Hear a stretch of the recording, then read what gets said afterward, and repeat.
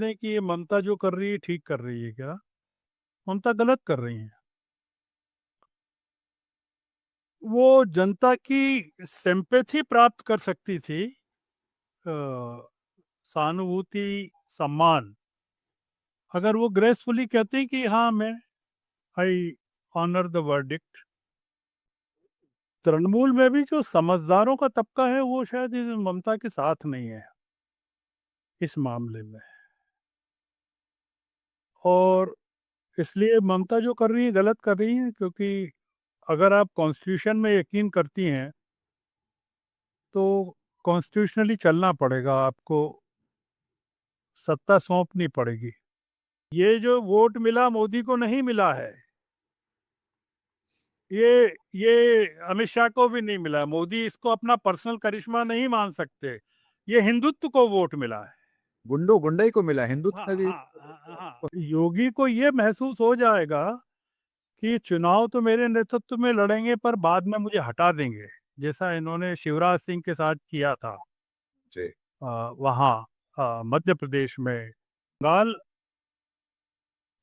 ने पूरे विपक्ष को डिमोरलाइज कर दिया, इतना डिमोरलाइज कर दिया कि केरल की जो जीत है वो बहुत सिग्निफिकेंट है, क्योंकि योगी अभी बंगाल को लेकर ममता बनर्जी के पीछे पड़े हुए हैं। और वो मतलब वो डरे हुए हैं योगी। बंगाल में जो बीजेपी ने, अमित शाह ने किया है।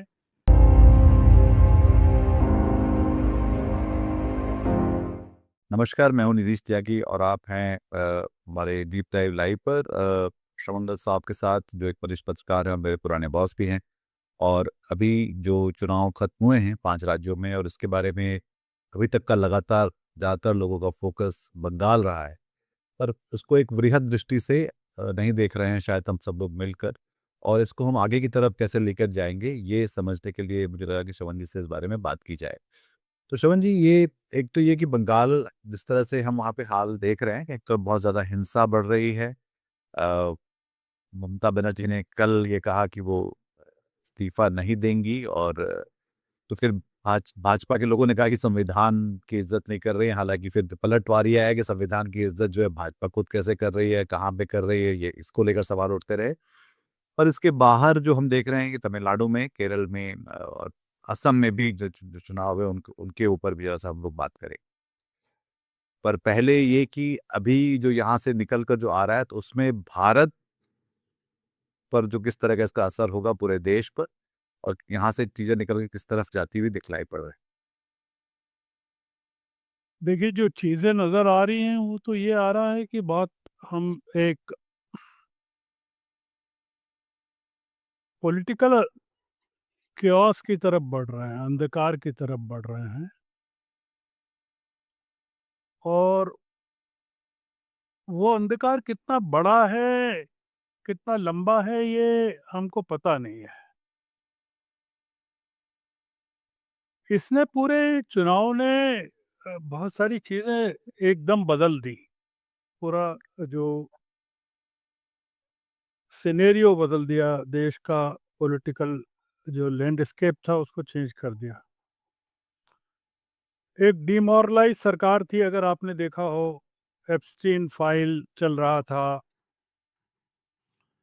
मिडिल ईस्ट को लेकर हमारी पॉलिसीज चल रही थी, इसराइल के साथ हमारी हॉबनॉबिंग चल रही थी, हरदीप पुरी चल रहे थे, नरेंद्र सरेंडर चल रहा था, टैरिफ चल रहा था।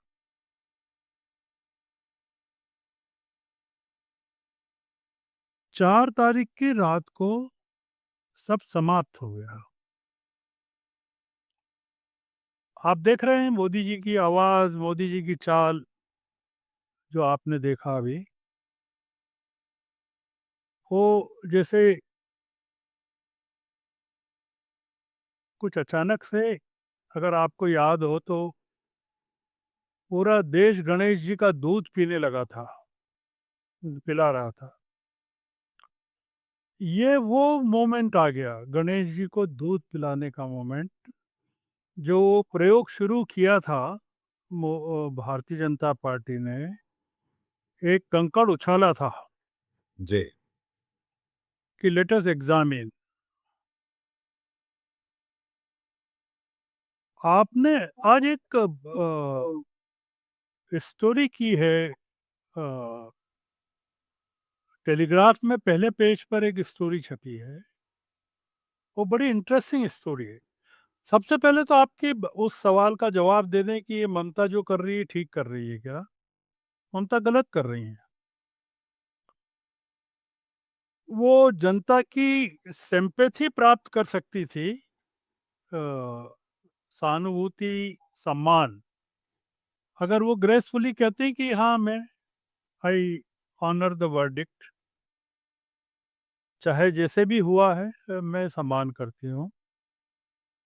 तो अब वो थोड़ा सा उसके कारण तृणमूल कांग्रेस में एक विभाजन सा वो हो गया कि जैसे मैं महुआ मोइत्रा का एक उनको एट्रीब्यूटेड बयान सुन रहा था कि जो सम्मान, जो रिस्पेक्ट करते हैं, जो मैंडेट है उसका, तो तृणमूल में भी जो समझदारों का तबका है वो शायद इस ममता के साथ नहीं है इस मामले में। और इसलिए ममता जो कर रही है गलत कर रही है, क्योंकि अगर आप कॉन्स्टिट्यूशन में यकीन करती हैं तो कॉन्स्टिट्यूशनली चलना पड़ेगा, आपको सत्ता सौंपनी पड़ेगी।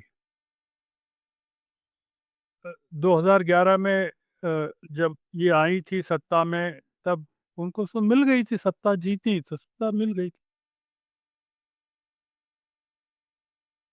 तो ये एक भय जो है विक्टिमाइजेशन का, वेंडेटा का, जेल का, एनिहिलेशन का, पॉलिटिकल एनिहिलेशन का, वो सता रहा है, जो कि सताना भी चाहिए। जो आप 15 साल तक राज कर रहे हैं और अचानक से ये हो जाए, तो ममता जो कर रही है वो गलत कर रही है। वो मैंने आपसे शुरू में कहा, और कोई भी पॉलिटिकल पार्टी उसको एंडोर्स नहीं करेगी अपोजिशन की, कि ममता जो कर रही है वो कितना लॉजिकल है, कितना ठीक है, नहीं है, उनको करना चाहिए, नहीं करना चाहिए। पर अल्टीमेटली तो वो नए मुख्यमंत्री शपथ ले ही लेंगे, क्योंकि गवर्नर उनके हैं, राष्ट्रपति उनके हैं। हालांकि राष्ट्रपति देश के हैं, पर फिर भी सत्तारूढ़ दल का कैबिनेट के आदेश से या एडवाइस से वो बाधित होता है राष्ट्रपति।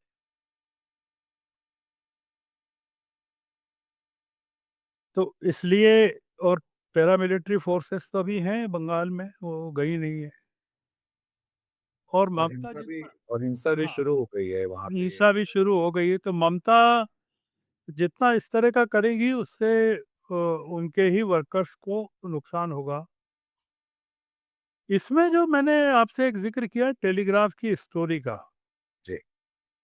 जो आज कलकत्ता के टेलीग्राफ में फ्रंट पेज पर है, वो बड़ी सिग्निफिकेंट है, टेलिंग है। हम्म। वो स्टोरी ये कहती है कि उत्तर से दक्षिण तक 49 सीट्स ऐसी हैं जो हिंदू डोमिनेटेड है, मतलब 90% हिंदूज हैं। जी। 2024 में अ,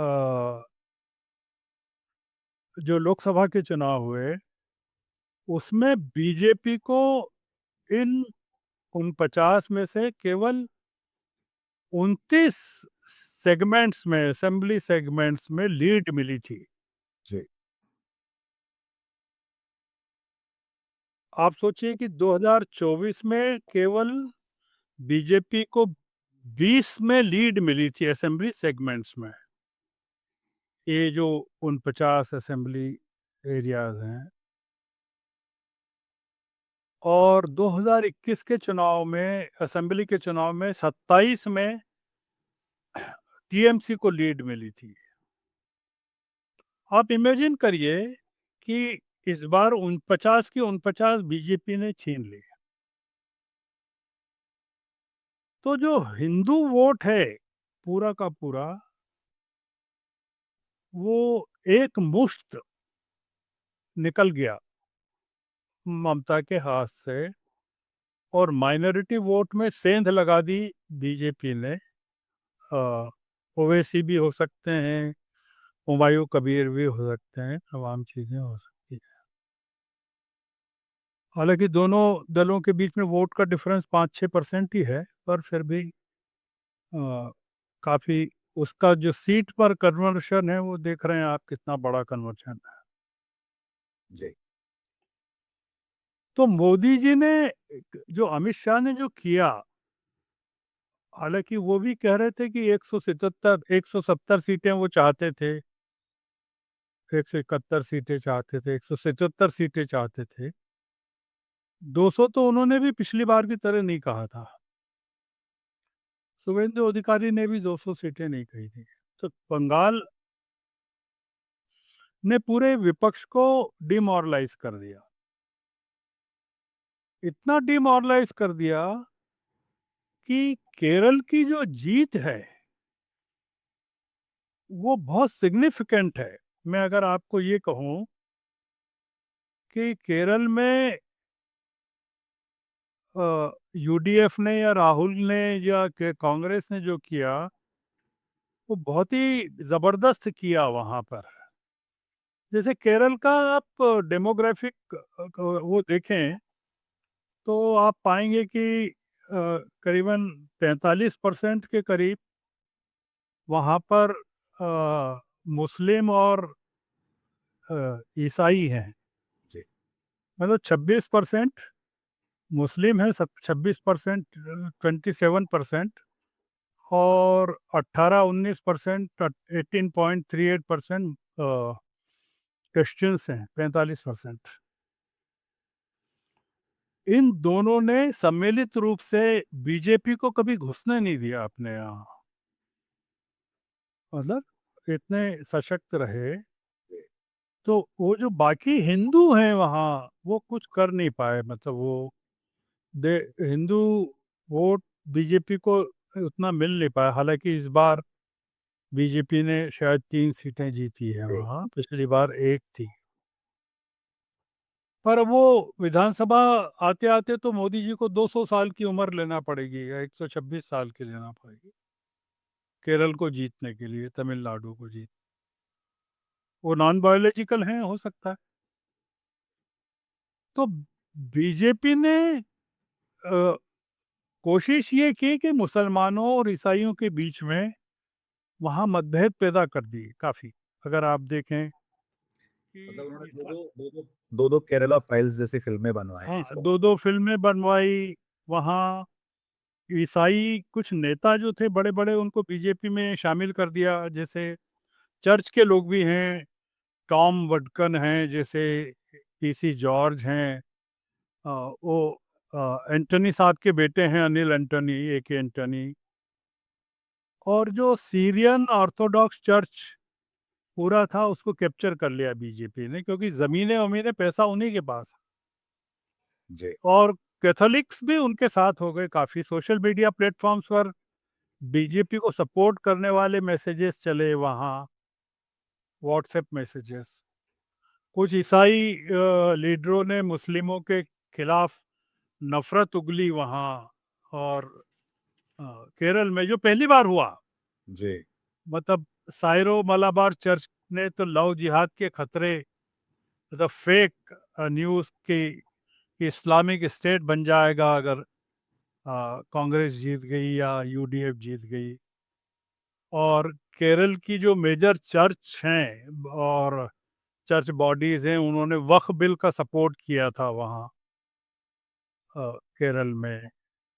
और जो कैथोलिक और सायरो मालाबार चर्च है, उन्होंने केरला फाइल्स को, फिल्म को सपोर्ट किया, उसके शो करवाए। और हमने अपनी पुरानी एक चर्चा में कहा था कि हाल के जो चुनाव हुए थे पंचायत, नगर पालिका, नगर निगम के, उसमें बीजेपी ने 500 ईसाई उम्मीदवारों को खड़ा किया था। जी तो ये कुल मिलाकर स्थिति ये थी कि ये जो हम ये मान के चल रहे हैं कि केरल में बीजेपी ने कुछ नहीं किया, तो केरल में बहुत कुछ किया पर हार गई बीजेपी, और हमारा मीडिया उसको हाईलाइट नहीं कर रहा। आप देख रहे हैं कि मीडिया में केवल दो चीजें चल रही है। एक तो ये चल रहा है कि अ, बंगाल में देखिए क्या सफाया किया, बंगाल में वायलेंस को दिखाया जा रहा है, और दूसरा ये दिखाया जा रहा है कि अ, तमिलनाडु में क्या हो रहा है। तमिलनाडु में क्या जो ये हैं विजय, अ, वो डीएमके उनके साथ जाएगी कि नहीं। तो पूरा प्रचार अगर आप देखें गोदी मीडिया में, जी तो ये चल रहा है कि डीएमके की लोकल बॉडीज जो हैं वो तो सपोर्ट करना चाहती है विजय को, पर ऑल इंडिया लेवल पर ये कहा जा रहा है कि नहीं करना चाहिए। और डीएमके के कुछ लोगों के बयान आ रहे हैं कि कांग्रेस पीठ में छुरा भोंक रही है डीएमके के, ये आ रहे हैं। और अ, पिछले दरवाजे से विजय को कन्वे किया जा रहा है कि आप एडीएमके आपको सपोर्ट करने को तैयार है, एआईएडीएमके। तो उसका मतलब है कि एआईएडीएमके का सपोर्ट का मतलब है कि बीजेपी प्रकारांतर से वहां घुस जाएगी। तो आप देखिए कि किस लेवल के पॉलिटिक्स चल रही है पूरे देश में, और कितना खतरनाक जो पूरा सिनेरियो है। अब जो अ, जो चिंता है वो दो तीन तरह की है कि वो ये जैसे हमने अभी बात की कि केरल की बात की हमने, पर अब जो बड़ा खतरा जो दिख रहा है वो ये दिख रहा है कि अपोजिशन के लिए दिक्कतें बढ़ गई हैं। जी और और अभी तक बीजेपी जो सहारा ले रही थी वो अपने कैडर के वायलेंस को का सहारा ले रही थी। वायलेंस जनरेट हो रहा था, वायलेंस समर्थकों के द्वारा प्राकृतिक रूप से हो रहा हो या स्टेट स्पॉन्सर्ड हो। अब ये हो गया कि स्टेट का वायलेंस इसमें अ, शामिल हो गया है। मतलब ये जो 2.5 लाख 2.5 लाख सीआरपीएफ या फोर्सेस बंगाल में आ गए। अब आप ये सोचिए कि जो टेम्पलेट बना है कि बंगाल का, इसको आप रेप्लिकेट कर दीजिए उत्तर प्रदेश में।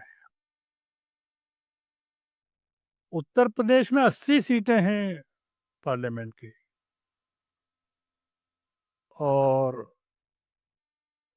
बंगाल में तो खैर है ही, कितनी है, 42 है, कितनी है, जी 42 है शायद। तो ये जो हुआ है इसका इम्पैक्ट बंगाल का 2029 के लोकसभा पर भी होगा, राज्यसभा में बीजेपी की सीटों पर भी यूपी होगा। के साथ पंजाब पंजाब में भी होगा, वहां भी भारतीय जनता पार्टी के अरमान जागे हैं कि वहां पे वो अकेले दम पे लड़ना चाहती है इन तो सात आम आदमी के राज्यसभा लोग तोड़ने के बाद। तो मैं आपको एक चीज ये कहना चाहता हूँ कि बीजेपी पंजाब में सफल नहीं हो पाएगी, मैं ये कहना चाहता हूँ जी आपके जी जी प्लेटफॉर्म पर। जी जी उसके कई फैक्टर्स हैं। अगर वो आपको तोड़ दे आम आदमी पार्टी को, तो आम आदमी पार्टी के जितने लोग बीजेपी में जाएंगे सब हार जाएंगे वहां। बिल्कुल और वहां की आम आदमी पार्टी अब टूटेगी नहीं, उसने बंगाल को देख लिया, इसलिए टूटेगी नहीं। और वहां केवल एक ही दिक्कत है कि वहां अगर लीडरशिप चेंज कर दें, वहां भगवंत मान को हटा के नया कोई लीडर बना दें, तो आम आदमी पार्टी जिंदा रह सकती है बड़े तरीके से। जैसे अभी आरोप लगाया कि वो शराब पीकर आए थे जब वो विश्वास का मत उन्होंने जीता। अब इस तरह का जैसे आरोप लग रहे हैं, मालीवाल ने आरोप लगाया। तो अगर वो भगवंत मान शराब पीकर हॉल में आए थे तो फिर मान ले कि जितने विधायकों ने सपोर्ट किया वो भी शराब पीकर आए थे, कि उन्होंने नशे में सपोर्ट किया भगवंत मान को। तो पंजाब में डेमोक्रेसी नशे में है, मतलब ये मान लिया जाए। विधानसभा एक खुमार से बाहर नहीं निकल पा रही है। घुमा फिर तो ये जो चल रहा है पंजाब में सफल नहीं होंगे, ये मैं कहना चाहता हूँ। और ये इसके कई कारण रहेंगे, मतलब एक कारण नहीं रहेगा, इसके कई कारण रहेंगे कि ये पंजाब में सफल नहीं होंगे। कांग्रेस का वहाँ बड़ा असर है, अकाली दल का अकाली दल नाराज है वहाँ बीजेपी से, शिरोमणि अकाली दल सुखवंत भी नाराज हैं, और हाँ, हाँ, सुखबीर बादल। सुखबीर सुखबीर बादल नाराज हैं। उनकी जो वाइफ हैं वो नाराज हैं। उनका भाषण अगर आपने उनकी वाइफ का सुना हो लोकसभा में, जी। तो और किसानों के आंदोलन पर ये लोग अलग हुए थे, जो पूरा का पूरा बाइफरकेशन था। तो कुल मिलाकर ये है कि पंजाब नहीं आएगा, पर उत्तर प्रदेश में ये अब जान की बाजी लगाएंगे। तो उत्तर प्रदेश में जान की बाजी लगाएंगे, उसमें ये एक इशू है कि जो अगर योगी को ये महसूस हो जाएगा कि चुनाव तो मेरे नेतृत्व में लड़ेंगे पर बाद में मुझे हटा देंगे, जैसा इन्होंने शिवराज सिंह के साथ किया था जी। वहाँ मध्य प्रदेश में, जी।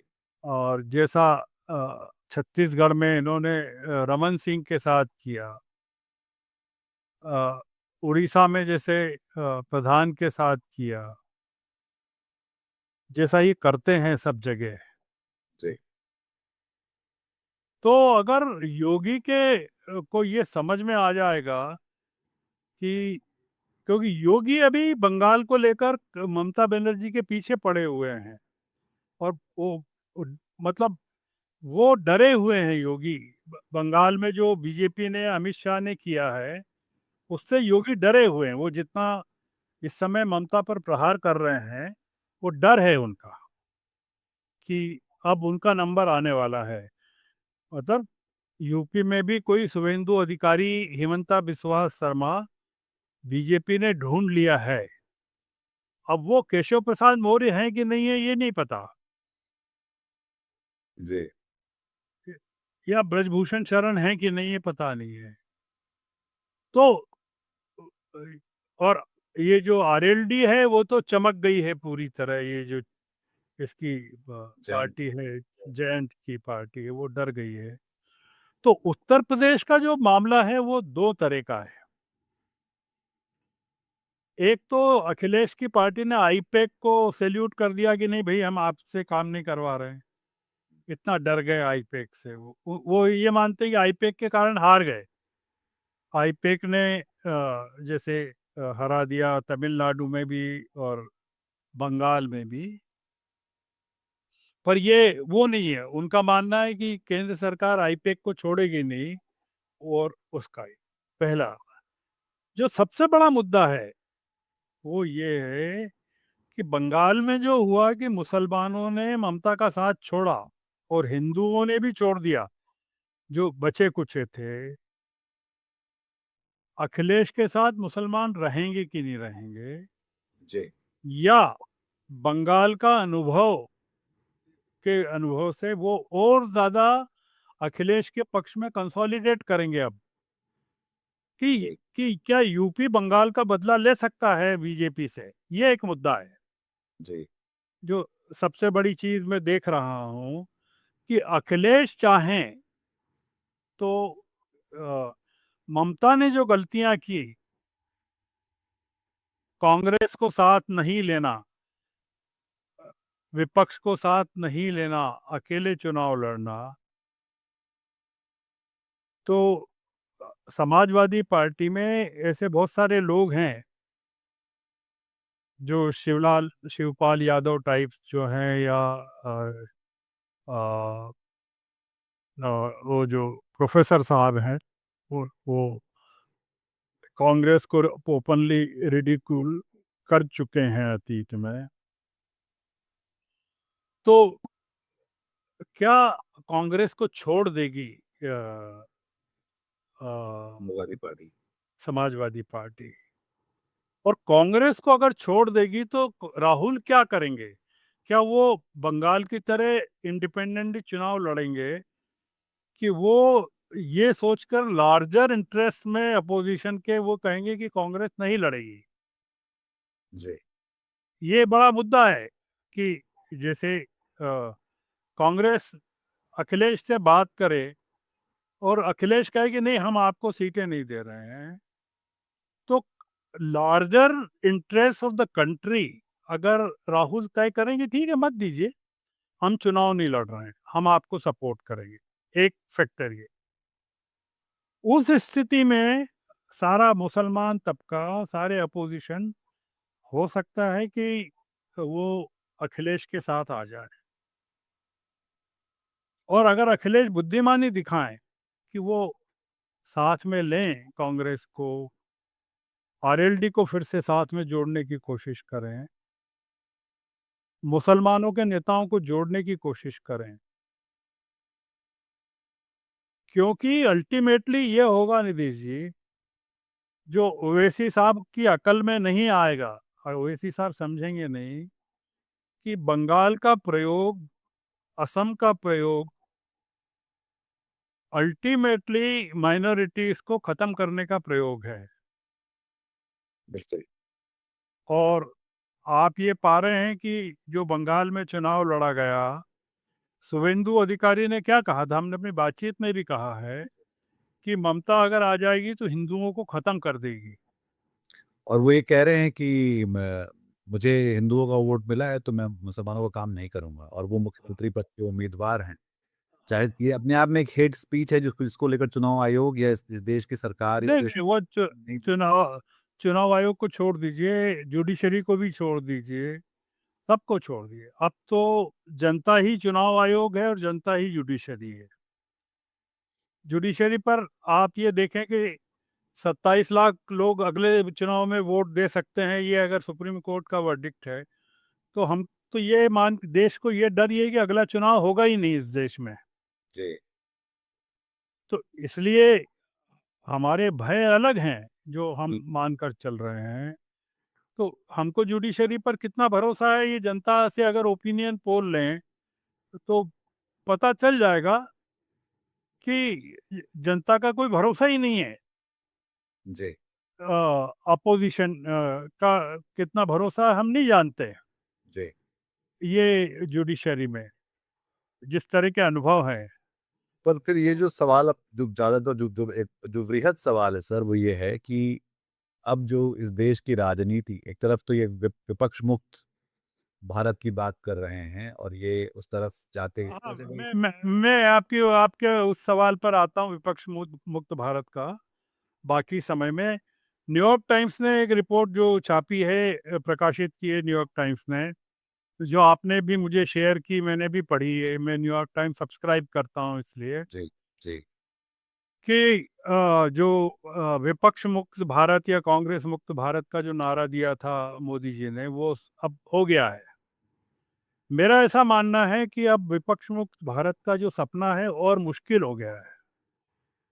ये जो जिस तरह का अपोजिशन अब पैदा होगा देश में, खासकर बंगाल की हार के बाद और तमिलनाडु की हार के बाद, पूरा दक्षिण भारत जिस तरह से अब एक होने वाला है, अ, और पूरा का पूरा बंगाल में जिस तरह का उठेगा मामला, और अगर आपने संजय राउत का बयान सुना हो कि ममता बनर्जी ने सबसे बड़ी गलती ये की कि कांग्रेस को साथ नहीं लिया, जी।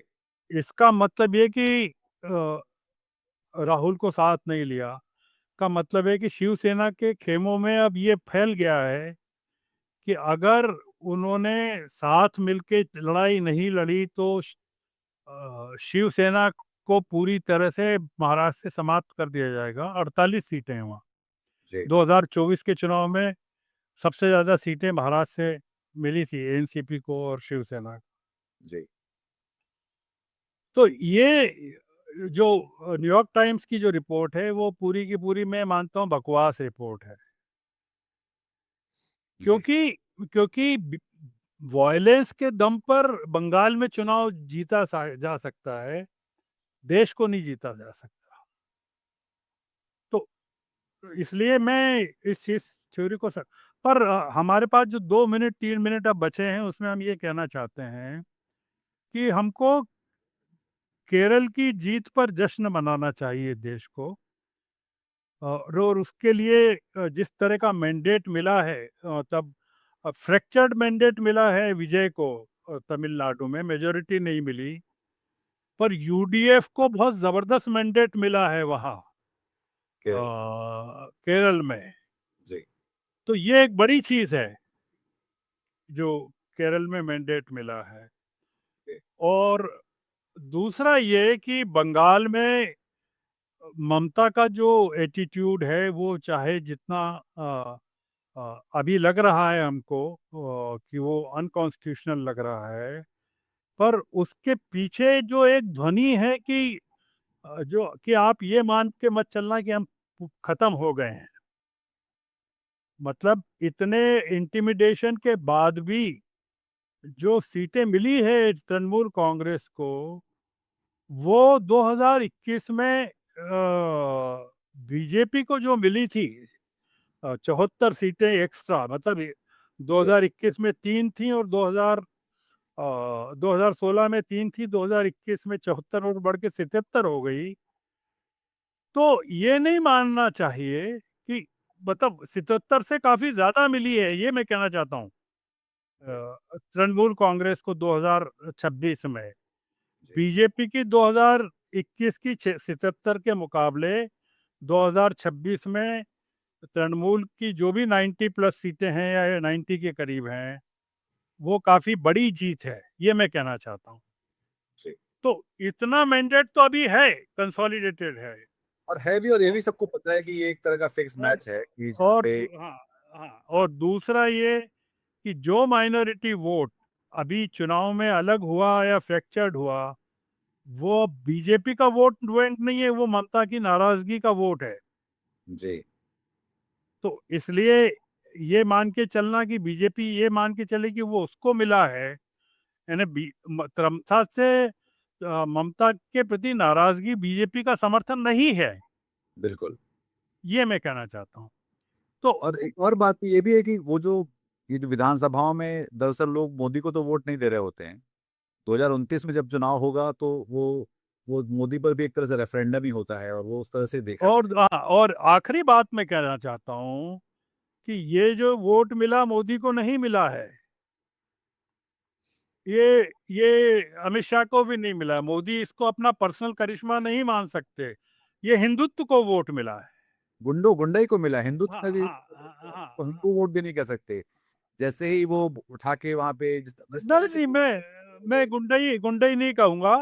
मैं ये कहूंगा कि हिंदुओं में अगर आप असुरक्षा फैला दें जी। कि अब तो आप खत्म होने वाले हैं, तो ये डर का वोट है, हिंदुओं के मन में डर का वोट है कि आपने इतना भय पैदा कर दिया कि आप मारे जाएंगे, आपको खत्म कर दिया जाएगा। उस डर का भी तो कोई आधार होना चाहिए, हाँ, वो आधार खुद को होना चाहिए। करना चाहिए, वो सब चीजें, पर वो सब नहीं थी। आखिरी में सर एक सवाल सिर्फ ये है कि ये क्या आपको लगता है कि इस चुनाव के बाद जो इंडिया गठबंधन का बड़ा लुंज-पुंज शुरुआत हुई थी पिछली बार, उसके बाद भी उन्होंने लगभग 2240 तक ले आए थे ये, अ, तो अब क्या वो इस बात को गंभीरता के साथ लेते हुए क्या फिर से उठ खड़े होंगे? क्योंकि इसके बाद वो और कितना अधिक इंतज़ार करना चाहते हैं कि जिसमें मैं तुम। मेरा ये मानना है कि इंडिया गठबंधन खड़ा हो चुका है, मेरा ये मानना है। 4 तारीख की शाम को 5 बजे जैसे रिजल्ट आए, इंडिया गठबंधन, राहुल गांधी के जो लगातार ट्वीट्स हैं अगर आप देखें ममता के सपोर्ट में कि ये इट हैज़ बिन लूटेड, ये चुनाव लूटा है, 100 सीटें लूटी गई हैं, जो कि हकीकत है कि आपने एसआईआर के तहत जितने 27 लाख लोगों को वंचित किया, इंटिमिडेशन किया और आईपैक के खिलाफ कार्रवाई की, पोलराइजेशन किया कोर्ट से इसमें एक आपराधिक जिम्मेदारी करवाई।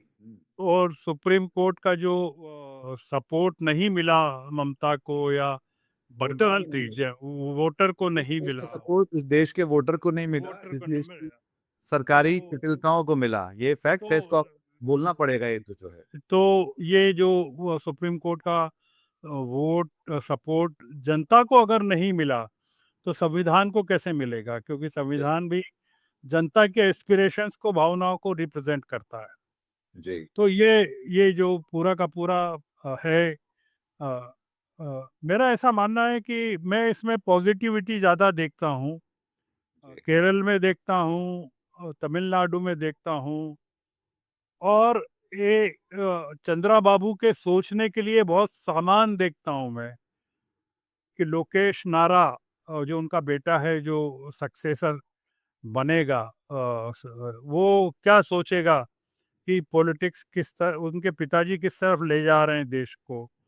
तो आंध्र की जनता जो है वो क्या सपोर्ट में खड़ी होगी, जो जिस तरह का बंगाल में, असम में परिदृश्य उपस्थित हुआ है, क्योंकि माइनॉरिटीज आंध्र में बड़ी संख्या में है, और माइनॉरिटी को का अपीजमेंट चंद्रा बाबू काफी हद तक करते रहे हैं। तो जी। ये मैं इस चुनाव को एक बड़ा, एक वाटरशेड जो मोमेंट भारत की जिंदगी में, पॉलिटिक्स में मानता हूँ।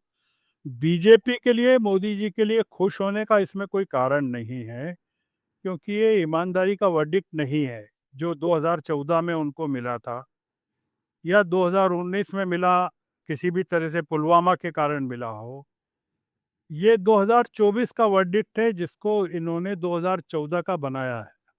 ये मैं मानता हूँ कि मैनिपुलेशन से 2024 की वर्डिक्ट को 2014 में कन्वर्ट किया गया है। जी। ये मेरा मानना है।